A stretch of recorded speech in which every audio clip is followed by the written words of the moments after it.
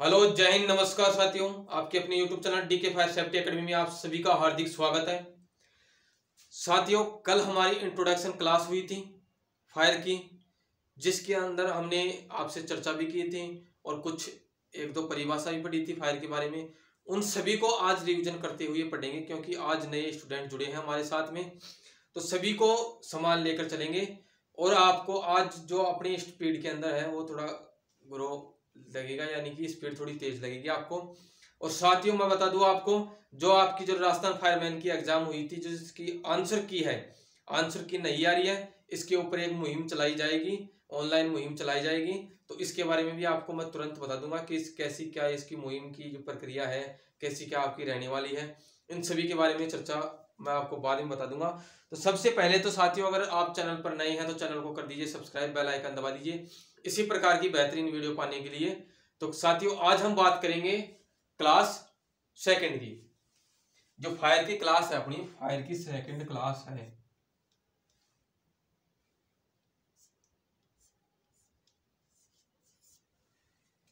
जो फायर की क्लास है सेकंड। और साथियों, मैं आपको और बता दूं, ये जो मैं आपको जितना भी जो पढ़ाऊंगा, फायर पढ़ाऊंगा, वो आपको 2022 के अनुसार 2022 के अनुसार पढ़ाऊंगा, क्योंकि इसके जो आंकड़े हैं, फायर के जितने भी आंकड़े वगैरह हैं, वो दिन प्रतिदिन चेंज होते रहते हैं। तो मैं आपको 2022 के अनुसार जो अभी आंकड़े हैं उन्हीं के अनुसार पढ़ाऊंगा। तो बाद में अगर इस वीडियो को देखोगे तो आपको आंकड़े चेंज मिल सकते हैं, लेकिन अभी मैं इसको पढ़ाऊंगा। जो अब देख लीजिए, अपन पहले देखते हैं कौन सा यूनिट पढ़ेंगे। यूनिट पढ़ेंगे फायर। फायर जिसे हम क्या बोलते हैं, आग। अब ये आग होती है, जो आग होती क्या चीज है, इसके बारे में पढ़ेंगे कि सर ये जो आग होती है ये क्या चीज है। तो साथियों, जो आग है एक रासायनिक अभिक्रिया है। इसकी भूमिका पढ़ेंगे हम। पहले तो आग की जो भूमिका है, आग की क्या पढ़ेंगे, भूमिका।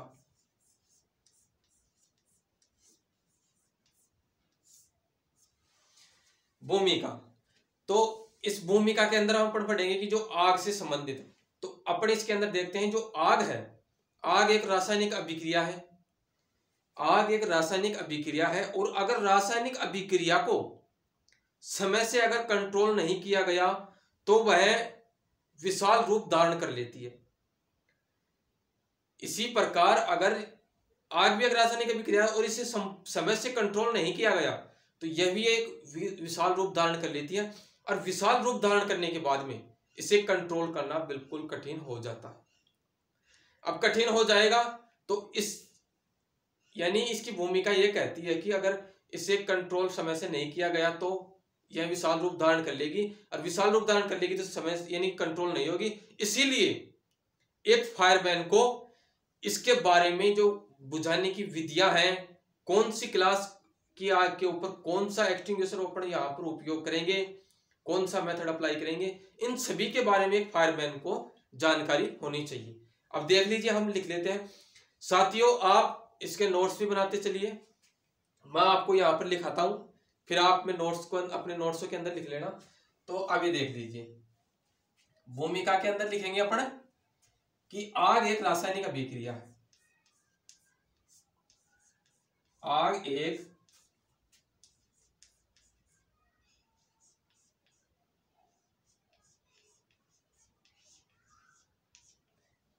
एक रासायनिक अभिक्रिया है।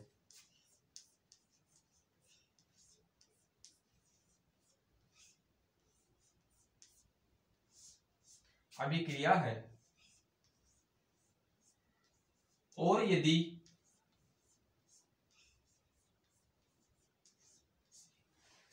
दिख रहा है आपको, अच्छा यदि नहीं दिख रहा आपको कोई बात नहीं, आग एक रासायनिक अभिक्रिया है, और यदि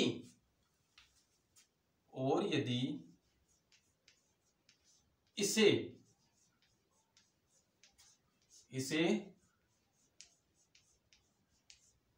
समय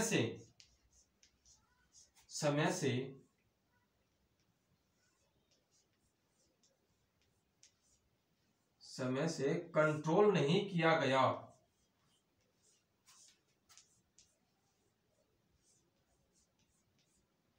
और यदि इसे समय से कंट्रोल नहीं किया गया तो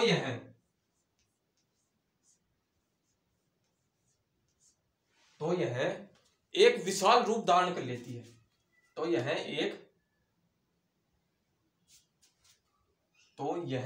एक विशाल रूप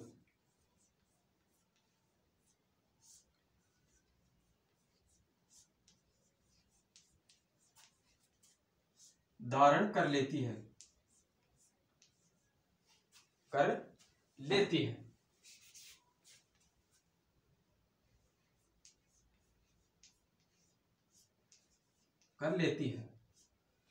जिसे धारण करने के बाद में इसे बुझाना बिल्कुल कठिन हो जाता है, जिसके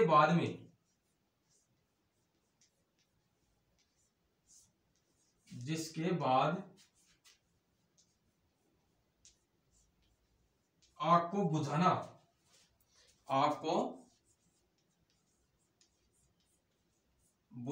कठिन हो जाता है।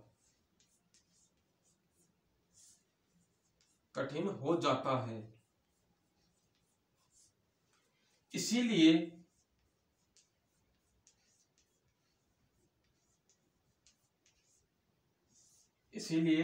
एक फायरमैन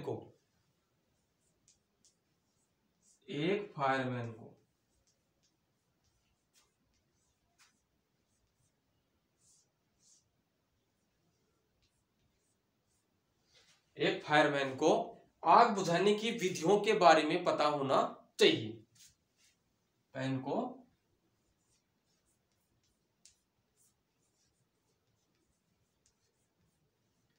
आग बुझाने की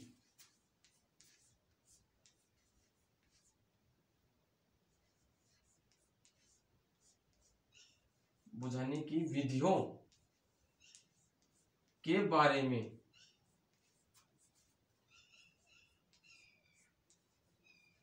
पता होना चाहिए।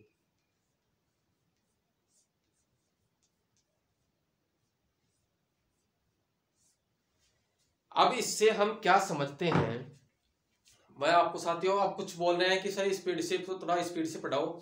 साथियों, आपने अगर पढ़ रखा है, जो नए स्टूडेंट अपने चैनल से जुड़ रहे हैं, जिन्होंने कभी फायर के बारे में पढ़ाई नहीं है, तो उनको पढ़ने में थोड़ी कठिनाई आती है, क्योंकि आप भी अगर पढ़े होगे स्टार्टिंग में तो आपको भी कठिनाई आई होगी। तो उनको सभी को मैं एवरेज लेकर, यानी कि सभी को समझाते हुए चल रहा हूँ, ना तो मैं तेज चल रहा और ना धीरे चल रहा। तो आपसे रिक्वेस्ट है, अगर आपको तेज पढ़ना है तो आप वीडियो के बाद में पढ़ लेना स्पीड बढ़ाकर। साथियों, आप देख लीजिए, इसको मैं एक बार दोबारा और समझा देता हूं। आग एक रासायनिक अभिक्रिया है, और यदि इसे समय से कंट्रोल नहीं किया गया तो यह एक विशाल रूप धारण कर लेती है, जिसके बाद में आग को बुझाना कठिन हो जाता है। इसीलिए एक फायरमैन को आग बुझाने की विधियों के बारे में पता होना चाहिए। यह हो गई इसकी बात। अब यह हो गई इसकी भूमिका। मैं आपको साथियों, ऐसा नहीं है कि आपको डायरेक्ट ही फायर साइंस के अंदर चला गया, आपकी जो टाइप्स ऑफ फायर हो गई उनके बारे में पढ़ाने लग गया। नहीं, आपको बिल्कुल तरीके से पढ़ाऊंगा। अपने को कोई जल्दी नहीं है, भर्ती आने में कुछ टाइम है। तो ये देख लीजिए, ये हो गया इसकी भूमिका के बारे में। अब देखेंगे आगे इसकी परिभाषा के बारे में कि जो आग होती है कैसे क्या बनती है। तो आप इसे उतार लीजिए, पहले तो जितना भी मैंने लिखवाया है आप इसे उतार लीजिए।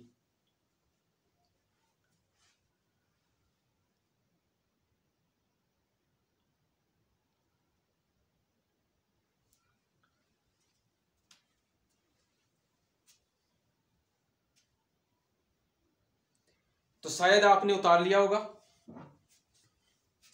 और एक बात और बता दूं साथियों, मैं आज किसी के कमेंट नहीं देख रहा, क्योंकि कुछ कल भी डिस्टर्ब हो गए थे हम क्लास के अंदर। तो कल तो इंट्रोडक्शन थी, उसके बारे में कोई दिक्कत नहीं है। तो आज मैं किसी के भी कमेंट नहीं देख रहा।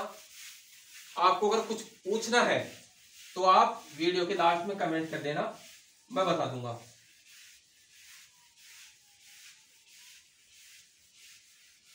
अब हम देखेंगे जो आग की जो परिभाषा है, आग है वो कैसे क्या बनती है, इसके बारे में चर्चा करेंगे।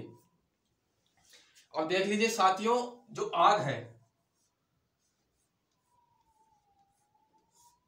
आग है, आग की परिभाषा क्या होगी? दिख रहा है आपको? आग की जो परिभाषा है वो क्या होगी, कैसे क्या बनती है आग, इसके बारे में देख लीजिए कि आग, पहले तो मैं आपको समझा देता हूं कि आग एक रासायनिक अभिक्रिया है। आग एक रासायनिक अभिक्रिया है जो ज्वलनशील ईंधन, ताप और ऑक्सीजन तीनों के निश्चित अनुपात से मिलने के उपरांत, बाद में या उपरांत प्रारंभ होती है तथा हमारे को, यानी कि हमारे को जो उत्पाद के रूप में क्या क्या प्रदान करती है, जैसे धुआं हो गया, राख हो गई, जहरीली गैस हो गई, ये सब चीज प्रदान करती है, प्रकाश ताप वगैरह हो गया, ये चीज प्रदान करती है। तो अब देख लीजिए, इसके बारे में देख लेते हैं। तो इसकी आप परिभाषा लिख लीजिए पहले तो। आग एक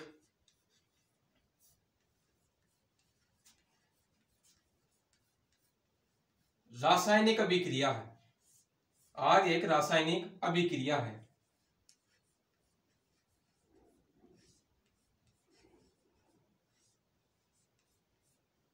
आग एक रासायनिक अभिक्रिया है जो ज्वलनशील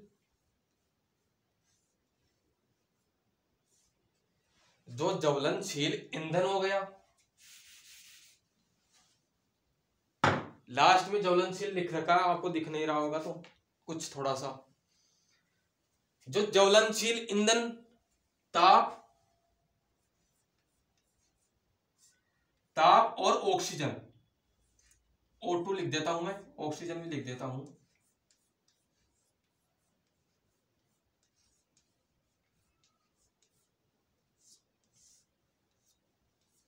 आग एक रासायनिक अभिक्रिया है जो ज्वलनशील ईंधन, ताप, ऑक्सीजन के निश्चित अनुपात से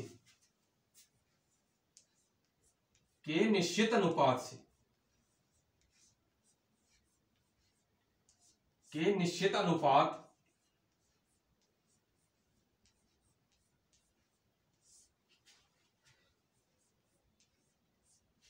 अनुपात में मिलने के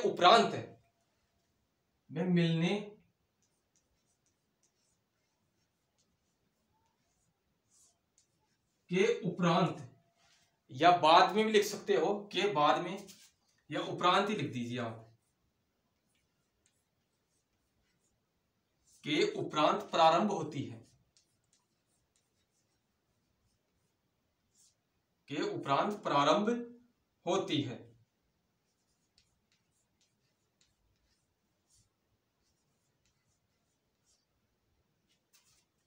तथा हमें उत्पाद के रूप में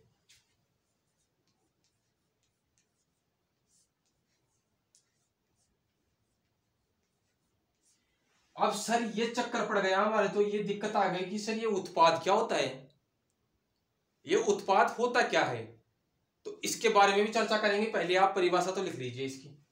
उत्पाद के रूप में राख हो गया, धुआं हो गया, राख, धुआं, जहरीली गैसें हो गई,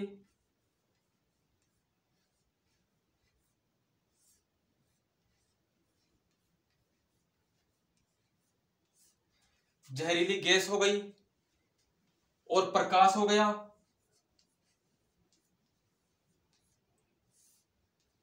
ताप हो गया,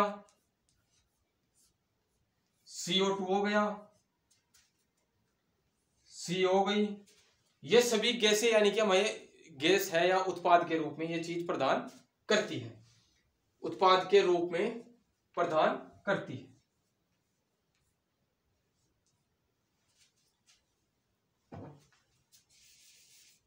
प्रदान होते हैं।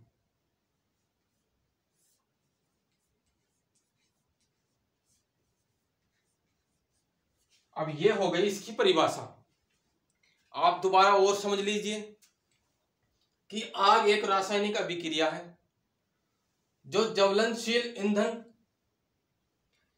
ईंधन भी कैसा होना चाहिए, ज्वलनशील, ज्वलनशील ईंधन ताप ऑक्सीजन के निश्चित अनुपात में मिलने के उपरांत प्रारंभ होती है तथा हमें उत्पाद के रूप में राख, धुआं, जहरीली गैस, प्रकाश, ताप, CO2, CO ये चीज प्रदान करती है। अब ये सर उत्पाद क्या होता है इसके बारे में चर्चा करेंगे कि उत्पाद क्या होता है और अभिकारक क्या होते हैं, सभी के बारे में चर्चा करेंगे। तो आप इन्हें लिख लीजिए पहले, तो फिर बाद में चर्चा करते हैं।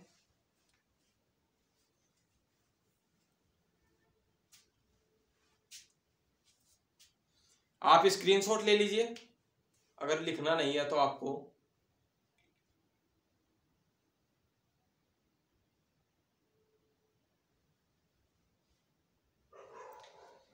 शायद आपने लिख लिया होगा। आगे चलते हैं फिर।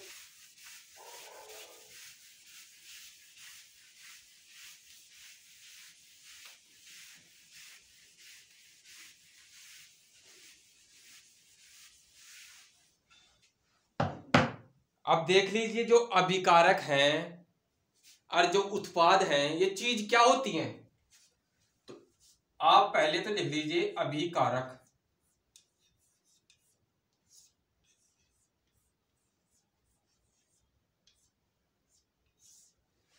परिभाषा लिखने की कोई जरूरत नहीं है, यहां पर मैं आपको डायरेक्ट वो चीज ही समझा दूंगा, तो आप परिभाषा खुद ही स्वयं ही बना लेंगे। यहां पर लिख लीजिए अनुपात।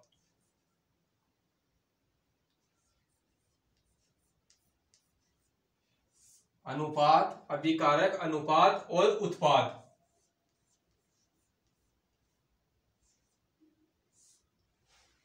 अब ये देख लीजिए साथियों, जो आग के हैं, आग जलने के पहले जो अभिकारक होते हैं वो कौन से होते हैं। तो जो अभिकारक होते हैं एक तो ज्वलनशील ईंधन हो गया,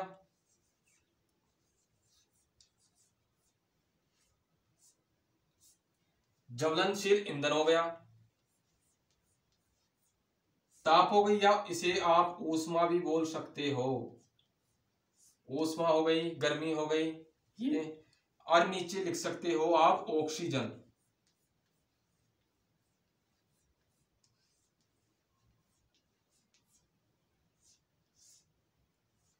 ये हो गया ऑक्सीजन। अब ये अनुपात कौन सा होता है, तो यहां पर होगा निश्चित अनुपात।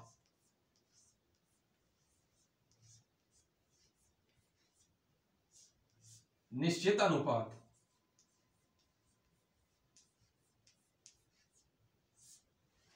अब जो उत्पाद के रूप में हमें जो प्राप्त होंगे वो कौन कौन से प्राप्त होंगे वो देख लीजिए आप। हो गए राख हो गया,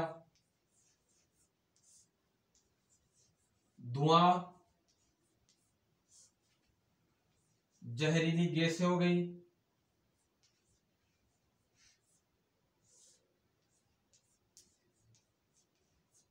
जहरीली गैसें हो गई, और जैसे CO2 हो गया, CO हो गया, ये चीज हो गई। तो अब ये देखिए जो ईंधन होगा, ज्वलनशील ईंधन हो गया, ताप हो गया और ऑक्सीजन हो गया, ये तीनों मिलकर एक निश्चित अनुपात में मिलेंगे। ये तीनों एक निश्चित अनुपात में मिलेंगे। अब निश्चित अनुपात क्या होता है उसके बारे में चर्चा करेंगे। और निश्चित अनुपात में मिलकर के ये उत्पाद के रूप में हमें ये प्राप्त करवाएंगे। यानी जो उत्पाद होते हैं, जो अभिक्रिया होती है, अभिक्रिया होने से पहले जो ये तत्व होते हैं यहाँ पर, ये ईंधन वगैरह हो गए, ये चीज तो पहले हो, अभिक्रिया से पहले के जो होते हैं वो होते हैं यहाँ पर अभिकारक। और जो अभिक्रिया के बाद में हमें जो प्राप्त होते हैं वो क्या होते हैं, उत्पाद हो गए। यहां पर सभी के बिल्कुल समझ में आया होगा, मुझे आशा है। अब ये निश्चित अनुपात क्या होता है सर? यहां पर समान अनुपात भी लिख सकते हैं क्या? कंफ्यूज ये है कि सर यहां पर समान अनुपात भी लिख सकते हैं क्या, या मिश्रित अनुपात भी लिख सकते हैं या क्या, या सरल अनुपात भी लिख सकते हैं क्या? या निश्चित अनुपात ही आपने क्यों लिखा, इसके बारे में चर्चा करेंगे। तो ये आपने लिख लिया होगा, लिख लीजिए अगर लिखा नहीं है तो।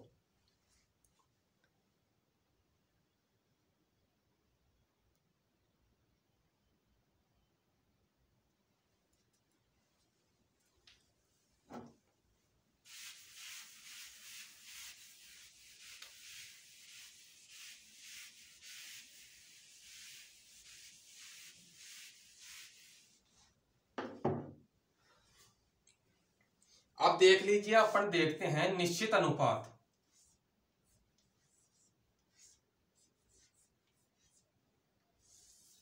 निश्चित अनुपात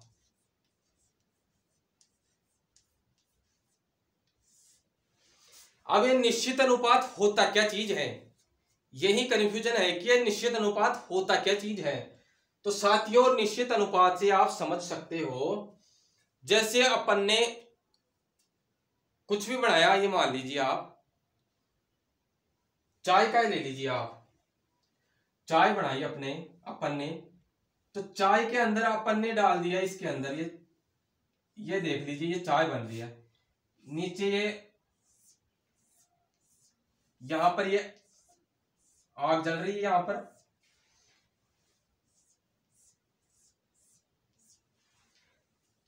चाय बन रही है यहां पर। अब इसके अंदर अपन ने डाल दिया 1 kg, 1 kg क्या डाल दिया इसके अंदर,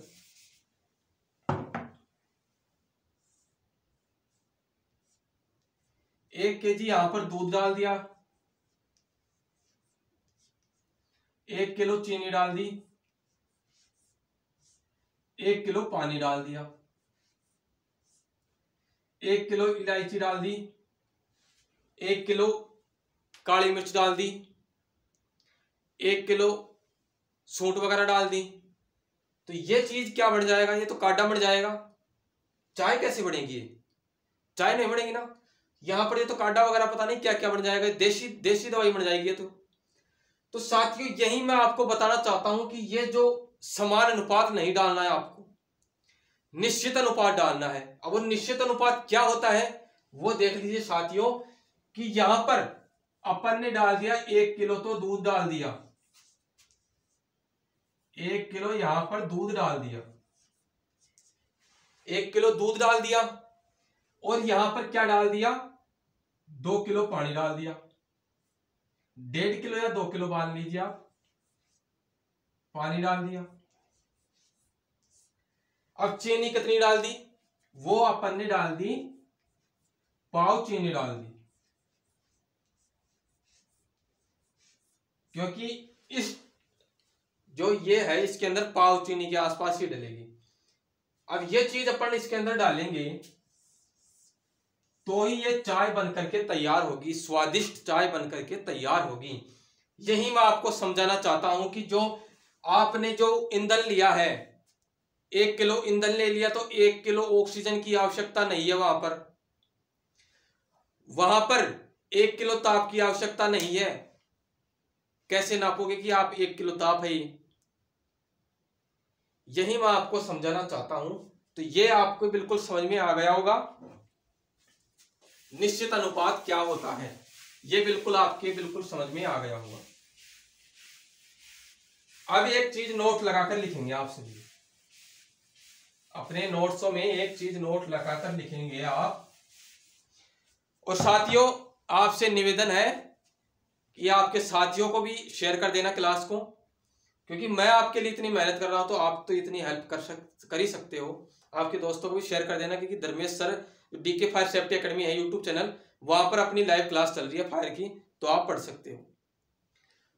अब ये देख लीजिए साथियों, अगर किसी क्वेश्चन के अंदर आपको डाउट रहता है तो आप मेरे को मैसेज कर सकते हो कि सर इसके अंदर डाउट है, तो मैं आपका डाउट को जो बिल्कुल सटीक तरीके से समझाने की कोशिश करूंगा जल्द से जल्द। और चैनल पर अगर आप नए हैं तो चैनल को सब्सक्राइब कर दीजिए। वीडियो अगर आपको अच्छी लग रही है तो वीडियो को लाइक करें और ज्यादा से ज्यादा दोस्तों में शेयर करें। अब देख लीजिए साथियों, अब देखते हैं जो आग है,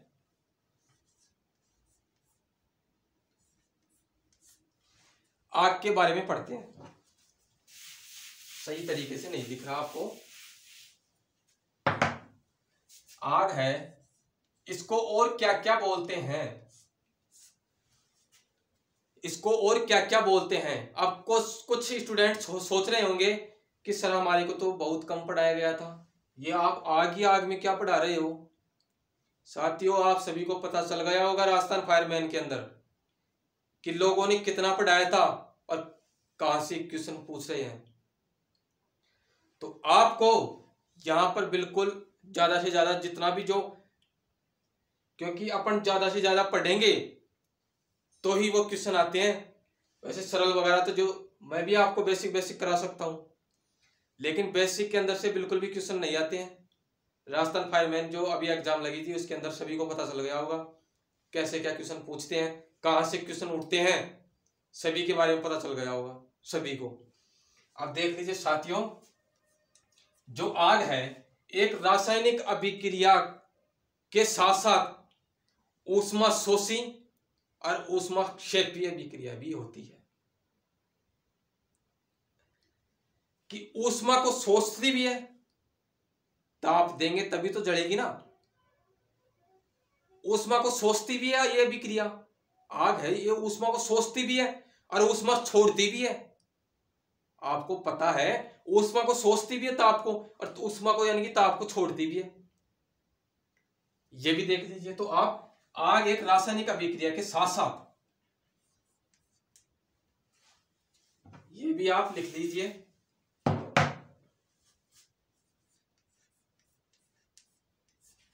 आग एक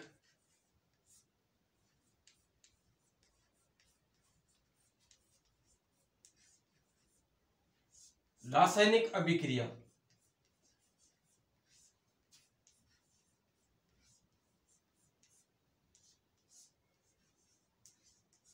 के साथ साथ मैंने यहां पर 2 लगा दिया है, नहीं आपको दिख ही नहीं रहा, मैं नीचे लिख देता हूं तो, के साथ साथ, के साथ साथ ऊष्मा शोषी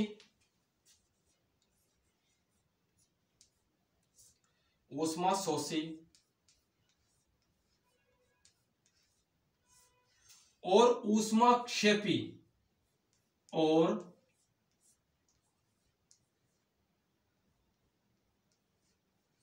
ऊष्मा क्षेपी और ऊष्मा क्षेपी अभिक्रिया भी है। आग एक रासायनिक अभिक्रिया के साथ साथ ऊष्मा शोषी और ऊष्मा क्षेपी अभिक्रिया भी है। अब ये ऊष्मा क्षेपी और ऊष्मा शोषी अभिक्रिया क्या होती है इसके बारे में भी चर्चा करेंगे, तो आप इसे लिख लीजिए पहले।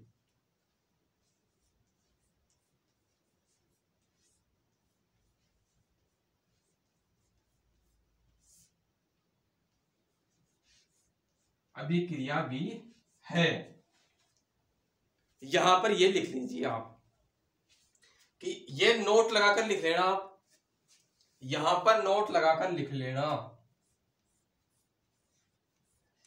क्योंकि ये इसी प्रकार के क्वेश्चन आपके एग्जाम में देखने को मिलते हैं कि आग एक रासायनिक अभिक्रिया के साथ साथ ऊष्मा शोषी और ऊष्मा क्षेपी अभिक्रिया भी है। अब ये ऊष्मा शोषी और ऊष्मा क्षेपी अभिक्रिया क्या होती है साथियों, जो ऊष्मा शोषी अभिक्रिया है अब ये और ऊष्मा क्षेपी अभिक्रिया है, इन दोनों के अंदर क्या होता है कि अपन ने जो ऊष्मा ग्रहण भी कर रहे हैं, क्योंकि आग जलने से पहले ऊष्मा को ग्रहण करेंगे तभी तो आग जलेगी ना। आग के अंदर क्या क्या है, ईंधन, ताप, ऑक्सीजन, तभी तो आग प्रारंभ होती है। तो ताप को ग्रहण करेंगे तभी तो ऊष्मा यानी कि जो आग जलना प्रारंभ होगी। और इसी प्रकार से आग जलने के बाद में ताप और प्रकाश भी हमारे को प्रदान करती है। इसी प्रकार से ये ऊष्मा शोषी और ऊष्मा क्षेपी अभिक्रिया भी हो गई। अब ये देख लीजिए साथियों, आप इसे भी नोट कर लीजिए, फिर आगे चलते हैं। आप इसे भी जल्दी से नोट कर लीजिए।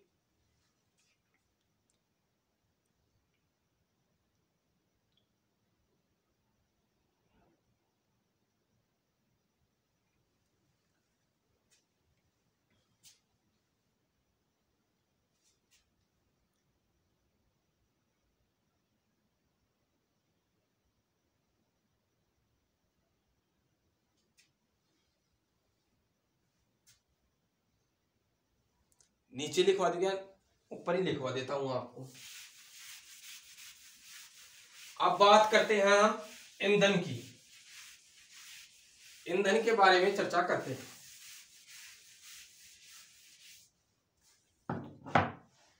जो ईंधन होता है, ईंधन क्या चीज होती है, इसके बारे में चर्चा करेंगे। तो ईंधन के बारे में चर्चा करते हैं।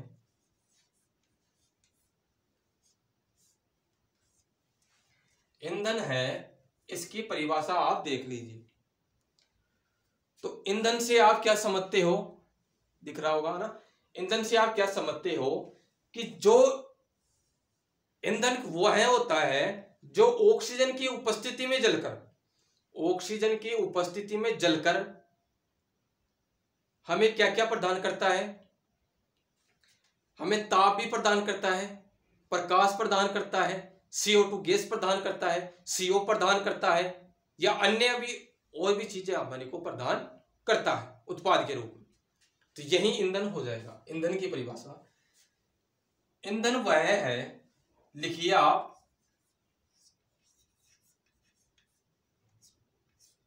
ईंधन वह है जो ऑक्सीजन की उपस्थिति में जलकर, जो ऑक्सीजन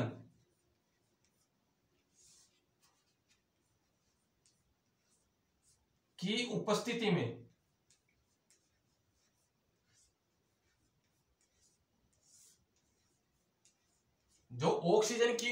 में जलकर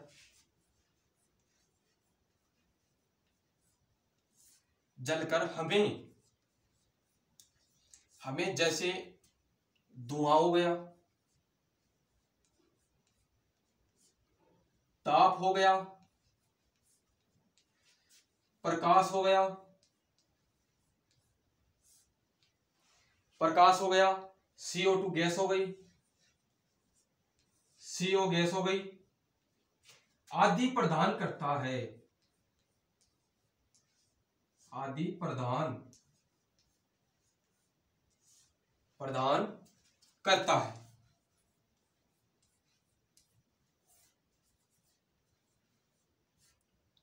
है, उसे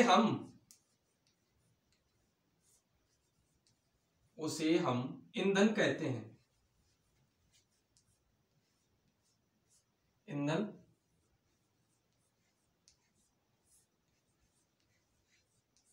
कहते हैं।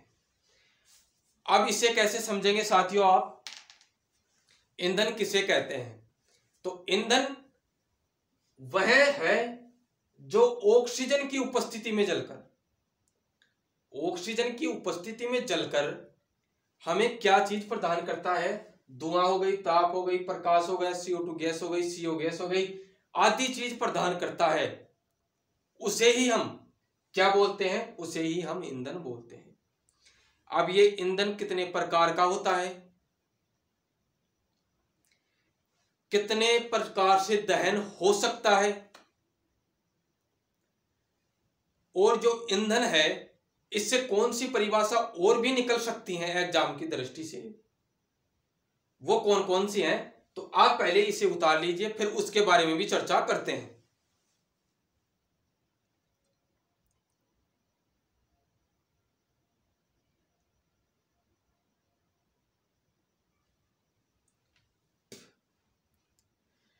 एक परिभाषा और लिख लीजिए यहां पर आप, इसी से बनती है वो, यहां पर पायरोलाइसिस।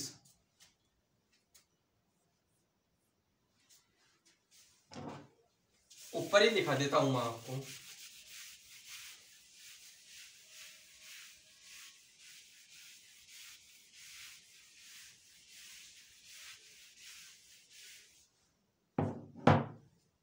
पायरोलाइसिस।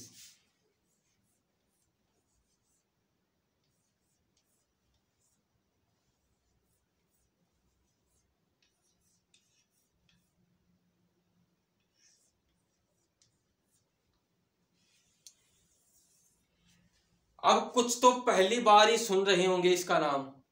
ये पायरोलाइसिस होता क्या चीज है, इसके बारे में पहली बार ही नाम सुन रहे होंगे। तो ये चीज होता क्या है, तो पायरोलाइसिस वह होता है जो ईंधन से भाप में चेंज होना। पायरोलाइसिस क्या होता है, ईंधन का ईंधन से भाप में चेंज होना, वही पायरोलाइसिस होता है। अब वो उदाहरण आपको मैं बताता हूं। जैसे आपने कभी किसी लकड़ी वगैरह को लिया होगा, आपने लकड़ी का उदाहरण लेते हैं अपन। जो लकड़ी होती है, सूखी लकड़ी के अंदर तो आपको देखने को नहीं मिलेगा लगभग, क्योंकि सूखी लकड़ी के अंदर भी निकलता है लेकिन वो आपको देखने को नहीं मिलेगा, उसके अंदर यंत्र वगैरह काम में आते हैं। तो ये देख लीजिए आप, अगर आपने यहां से तिल्ली वगैरह लगा दी और ये जल रहा है, और जलने के बाद में इस साइड में भाप आती है, यानी जो द्रव सा आ जाता है, पानी सा आ जाता है, उसे ही हम पायरोलाइसिस कहते हैं। जो यहां पर इस साइड में भाप आ जाती है, तो ईंधन का ईंधन से द्रव में चेंज होना या भाप में चेंज होना पायरोलाइसिस कहलाता है। ये देख लीजिए, इसके अंदर द्रव का ईंधन का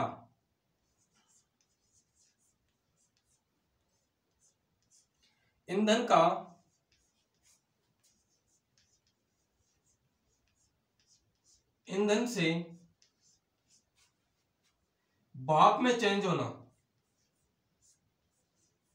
भाप में बदलना, ईंधन का ईंधन से भाप में बदलना क्या कहलाता है, वो कहलाता है पायरोलाइसिस कहलाता है। बदलना ही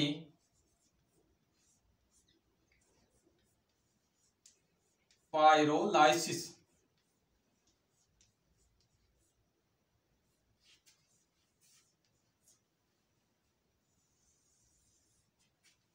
कहलाता है।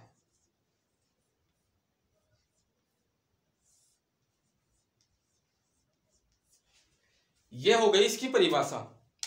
मैंने आपको इसके बारे में समझा भी दिया कि यह पायरोलाइसिस होता क्या है, क्योंकि इसी प्रकार के एग्जाम में क्वेश्चन आपको, जैसे आपने कभी पढ़ा ही नहीं उस प्रकार के क्वेश्चन आ जाते हैं। या आपने पढ़ा था क्या, किसी स्टूडेंट की तो मैं कहता नहीं, लेकिन अधिकतर स्टूडेंट 80-90% स्टूडेंटों ने ये नहीं पढ़ा।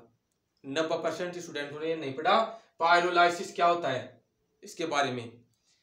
मैंने, क्योंकि जो मैं नोट्स बना रहा हूं आपके लिए, ये पढ़ाने के लिए 2-3 किताबों में से 2-3 किताब हैं और नोट्स भी हैं 3-4 संस्थाओं के, उन सभी का मिक्स, यानी कि जो इम्पोर्टेंट बातें हैं सभी को मद्देनजर रखते हुए यहां पर पढ़ा रहा हूं आपको।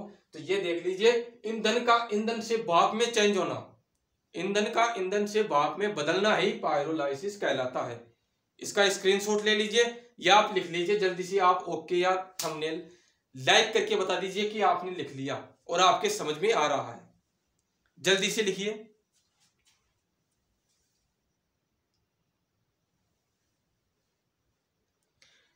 तो ये आपने लिख लिया होगा,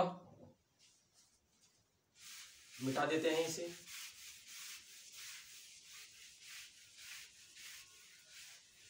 अब साथियों देखते हैं, जो ज्वलनशील जो मिश्रण होता है, कि ऐसा क्या चीज होता है ज्वलनशील मिश्रण कि ये आग लग जाती है। क्या चीज होती है ज्वलनशील मिश्रण, क्या चीज होती है, इसके बारे में चर्चा करेंगे अपन। साथियों ज्वलनशील मिश्रण लिख लीजिए आप।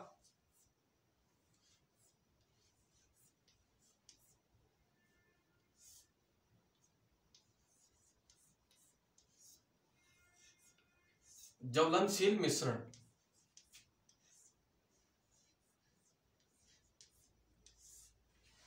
अब ये होता क्या चीज है इसके बारे में चर्चा करेंगे। तो साथियों सबसे पहले तो मैं आपको समझा देता हूं। ज्वलनशील मिश्रण यानी जो ईंधन होता है उसके अंदर जलने लायक अवयव, मैंने अभी कुछ देर पहले आपको पायरोलाइसिस पढ़ाया था। उसके अंदर जो ईंधन का ईंधन से भाप में चेंज होना, वही चीज यहां पर दर्शाई जाएगी, लेकिन उसका तरीका कुछ अलग है। तरीका कुछ अलग है। अब इसके अंदर देखिए साथियों, जो ज्वलनशील मिश्रण है इसके अंदर क्या चीज होता है। तो ज्वलनशील यानी कि ईंधन होता है, उसके अंदर जलने लायक अवयव CHS, carbon hydrogen sulphur, carbon hydrogen sulphur, ये तीन चीज होती है जलने लायक अवयव। अब ये जो द्रव से किसके अंदर होती हैं, ये होती हैं द्रव के अंदर, द्रव के अंदर होती हैं। तो अपन इसको ताप देंगे तो ताप से ये चेंज होंगे, ताप से ये चेंज होंगे। ये देख लीजिए आप, मैं आपको लकड़ी के हिसाब से ही पढ़ा देता हूं। जो लकड़ी के अंदर आग लग रही है, ये एक लकड़ी हो गई, ईंधन हो गया, लकड़ी हो गई, कुछ भी मान लीजिए आप, ये एक लकड़ी हो गई। अब इसके अंदर CHS है, CH और S है। ये कौन सी अवस्था में है? द्रव अवस्था में है। कौन सी अवस्था में है? द्रव अवस्था में है। तो ये साथियों द्रव अवस्था से अपन यहां से इसको ताप देंगे। क्या दे रहे हैं? ताप। तो ताप देंगे द्रव को, यहां से अपने तो ताप देंगे तो द्रव किसके अंदर चेंज होगा? गैस के अंदर चेंज होगा। तो यहां से ये हो जाएगा गैस के अंदर चेंज, गैस के अंदर चेंज होगा। अब यहां पर एक चीज और होती है, वो क्या होती है? वो यहां पर उपस्थित वातावरण में ऑक्सीजन उपस्थित होती है, ऑक्सीजन वातावरण के अंदर उपस्थित होती है। तो यह CHS भाप में चेंज होकर के, भाप में यानी कि गैस में चेंज होकर के यहां से ऑक्सीजन से क्रिया कर लेंगे, ऑक्सीजन से क्रिया कर लेंगे। ऑक्सीजन से क्रिया करते ही यहां पर क्या बन जाएगी? तो यहां पर आग बन जाएगी, यहां पर आग बन जाएगी। कि आपने समझ लिया होगा कि यहां पर जो ईंधन के अंदर 3 अवयव होते हैं, अवयव भी ध्यान रखना, इसके अंदर आ सकता है एग्जाम के अंदर, और कंपनी के अंदर भी आपको पूछ सकते हैं कि जो ईंधन के अंदर अवयव होते हैं वो कौन से होते हैं, जलने लायक अवयव कौन से होते हैं। तो यहां पर भी आपको बताना पड़ेगा। क्या बताना पड़ेगा? CHS होते हैं। अब CHS का पूरा नाम क्या होता है? तो कार्बन हाइड्रोजन सल्फर इसका नाम होता है। अब ये कौन सी अवस्था में होते हैं? ठोस अवस्था में होते हैं, या द्रव अवस्था में होते हैं, या गैसीय अवस्था में होते हैं। तो यहां से ये लकड़ी है तो कुछ तो सोचेंगे कि ठोस अवस्था में होते हैं, लेकिन मैंने साथियों आपको बता दिया ये यहां पर किस अवस्था में होते हैं? द्रव अवस्था में होते हैं। ताप देने पर जो द्रव अवस्था में आपको दिख जाता है, आप किसी जो गीला पेड़ है उसको जलाकर देख लेना। आपने कभी जलाया भी होगा। अगर आपने जो टिक्कर वगैरह है, टिक्कर वगैरह, जांट वगैरह हो गए, उनको आप जलाओगे ना, उनको आप जलाओगे तो उनके अंदर से जो इस साइड से चल रहा है ना, तो इस साइड से जो पानी सा पानी आएगा वही CHS होता है। यही मैं आपको समझाने की कोशिश कर रहा हूं साथियों। अब ये जो गैस में चेंज होकर के जो ऑक्सीजन से यहां से क्रिया कर लेगा, ऑक्सीजन से क्रिया करते ही ज्वलनशील मिश्रण तैयार हो जाएगा, और ज्वलनशील मिश्रण तैयार होते ही आग यहां से प्रारंभ हो जाएगी। ये आपके समझ में आ गया होगा। और इसको अब कैसे क्या आपको लिखना है वो मैं आपको लिखा देता हूं।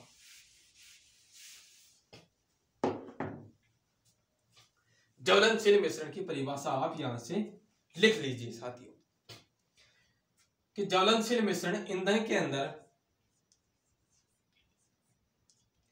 ईंधन में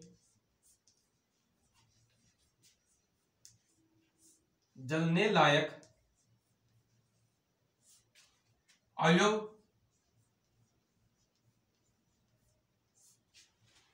अवयव कौन कौन से होते हैं? CHS होते हैं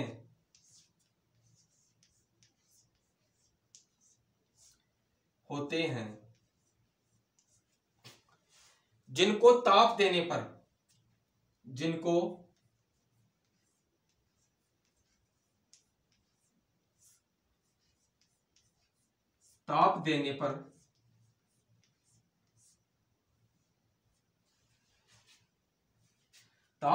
पर भाप में चेंज होकर भाप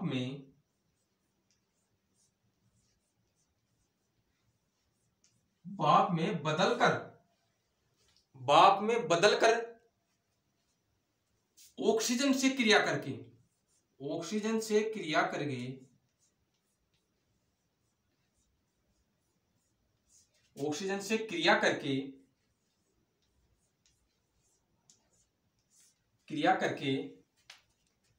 एक ज्वलनशील मिश्रण बनाते हैं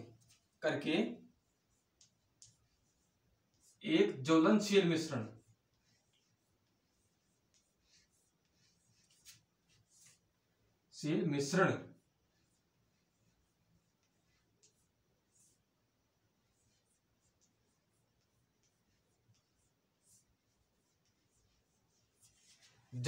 मिश्रण बनाते हैं। अब यही जो ज्वलनशील मिश्रण एक आग का गोला बन जाता है क्योंकि ईंधन में जलने लायक अवयव CHS होते हैं जो ताप देने पर भाप में बदलकर ऑक्सीजन से क्रिया करके एक ज्वलनशील ईंधन बना लेते हैं। यहां पर यह हो गई इनकी बात। अब साथियों देख लेते हैं, जो आप इसे लिख लीजिए पहले तो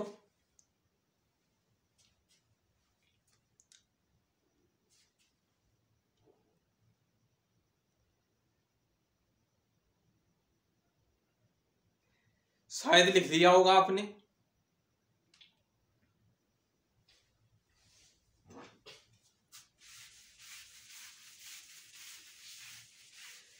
अगर किसी का छूट भी जाता है तो आप बाद में लिख लेना, बाद में वीडियो को ये खत्म हो जाए वीडियो, इसके बाद में दोबारा चलाकर वीडियो को लिख लेना।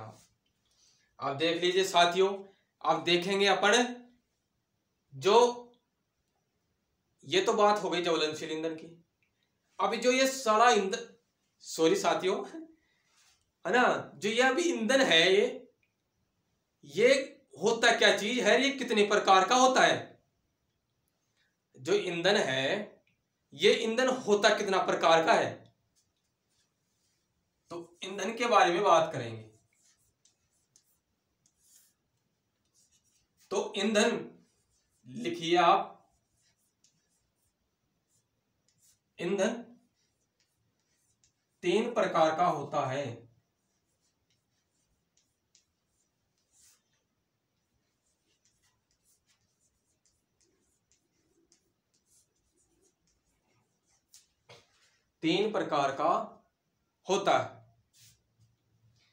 कौन कौन सा होता है? पहला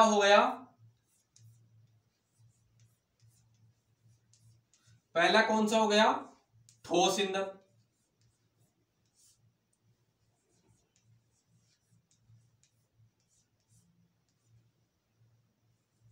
दूसरा हो गया द्रव।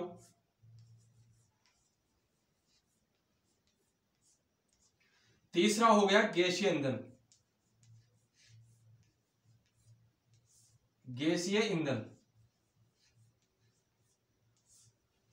यह हो गई इसकी बातें।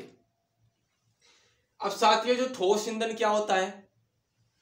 अब ये जो ईंधन होता है ठोस ईंधन होता है, और ये कितने प्रकार से दहन होता है, दहन की कितनी प्रक्रिया है इसकी, जो विधियां हैं वो तो आगे पढ़ेंगे अपने, जो इसकी विधियां, जो दहन होता है ठोस ईंधन वो कितने प्रकार से होता है, कितने प्रकार का होता है, और वो जो प्रकार है वो कैसे होता है, इसके बारे में चर्चा करेंगे। तो साथियों, ठोस ईंधन, द्रव ईंधन, गैसीय ईंधन, इन सभी के बारे में विस्तार से चर्चा करेंगे कल की वीडियो में, क्योंकि आज की जो क्लास का टाइम है वो लगभग समाप्त हो चुका है। तो इसकी बात हम करेंगे कल की वीडियो में, कल की क्लास के अंदर बात करेंगे। तो साथियों, अगर आपको वीडियो अगर अच्छा लगा हो तो वीडियो को लाइक करें और ज़्यादा से ज़्यादा अपने दोस्तों में इसको शेयर करें, और जो एजुकेशन ग्रुप हैं उन सभी में भी इसको शेयर करें ताकि आपके दोस्तों को भी इसका फायदा हो सके। और अगर आप चैनल पर नए हैं तो चैनल को सब्सक्राइब करें, क्योंकि जितने भी फायर से संबंधित इन्फॉर्मेशन आती हैं, जो भी सूचना आती हैं सभी के बारे में, और जो भी वैकेंसी वगैरह आती है सभी के बारे में यहाँ पर विस्तार से चर्चा करते हैं। और अपन एक मुहिम भी चला रहे हैं, उसके बारे में आपको मैं बहुत जल्द बताऊंगा, कल बताऊंगा शायद। आज हम बात कर लेते हैं कैसे क्या आपके आंसर की नहीं आ रही, क्योंकि इसके बाद में भी एग्जाम लगी थी, उसकी भी आंसर की आ चुकी है। और इसके जो पद बढ़ाने के पक्ष में कौन कौन है वो भी कमेंट कर देना। इसके ऊपर भी एक आंदोलन की थोड़ी कोशिश कर रही है कि पद बढ़ाने के ऊपर भी इसकी, यानी कि जो सभी वैकेंसी है राजस्थान की सभी के अंदर पद बढ़ रहे हैं, तो हमारी जो फायर की वैकेंसी है इसके अंदर भी पद बढ़ने चाहिए, इसके अंदर भी पद बढ़ने चाहिए। तो इसके ऊपर भी अपन जो आंदोलन की डेट है वो फिक्स करेंगे, आपके सुझाव से आप बता देना। साथियों, आज की इस वीडियो में यहीं तक। चैनल पर आप नए हैं तो चैनल को सब्सक्राइब करें, वीडियो को अगर अच्छी लगी हो तो लाइक करें, ज़्यादा से ज़्यादा दोस्तों में शेयर करें। फिर अगले वीडियो में बहुत जल्द मिलते हैं। आज के लिए इतना ही। जय हिंद, जय भारत।